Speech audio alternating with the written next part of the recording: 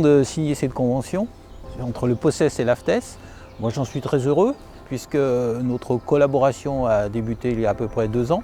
Ça fait 2 ans, j'étais déjà venu sur des journées ici du POCES. L'année passée également, je n'avais pas pu être là, mais l'AFTES était représenté. Et bien, je crois qu'on a une vraie communauté d'intérêt pour la formation, pour tous les travaux, pour tout le monde du souterrain.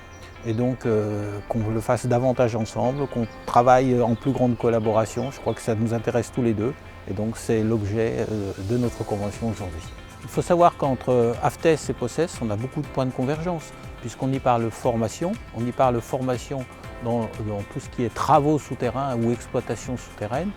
Et donc pour l'AFTES, c'est l'enjeu justement de la diffusion du savoir,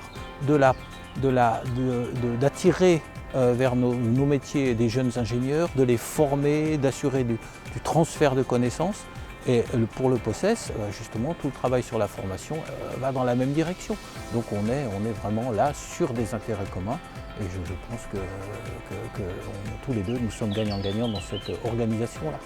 Le choix de travailler sur les techniques du numérique, les apports du numérique dans les travaux souterrains, dans la reconnaissance pour les travaux souterrains, dans le suivi, pour nous c'est une question très intéressante. Et d'ailleurs notre prochain congrès, le congrès de 2003 de l'AFTES, va être placé sous les transition écologique, transition numérique. Et on a beaucoup d'exposés qui vont traiter de ces questions-là. La question du BIM dans la conception, la question des outils numériques, du traitement des données.